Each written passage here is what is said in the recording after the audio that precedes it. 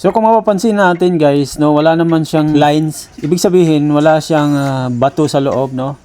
So ang gagawin natin dito, quick restoration lang. Tanggalin lang natin yung mga gears, tapos linisin lang natin. Papahigop natin ng vacuum tong ibabaw kasi puro toner. So yun ang gagawin natin dito, quick restoration lang.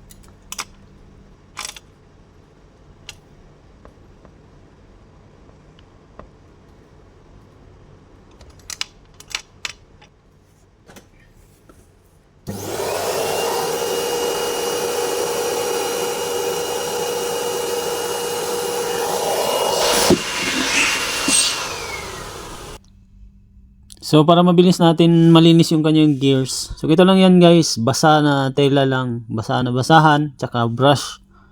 Brush lang natin yan, saglit lang yan.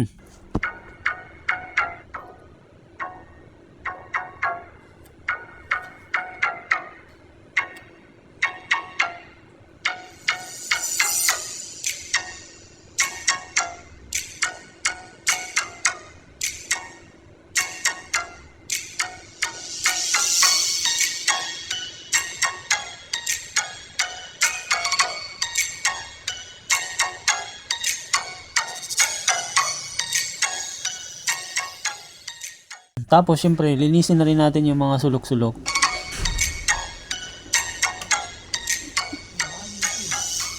Mabilisan na restoration lang. Brush lang katapat niyan, tsaka basa na basahan. Nice na yan. Basta malinis na.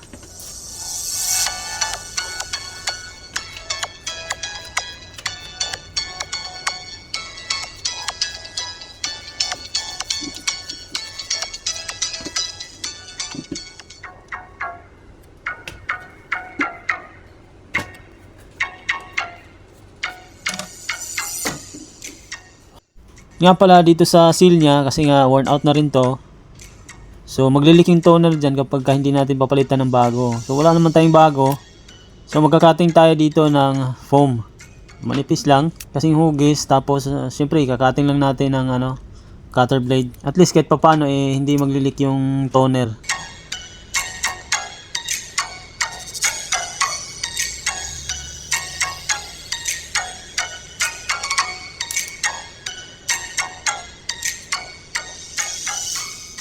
So ayos na guys, magkasukat naman Ayan parehas lang ng sukat So yun, hindi na natin kailangan gumastos dyan para bumili ng bago. Kayang-kaya na natin i-modify yan. Yun.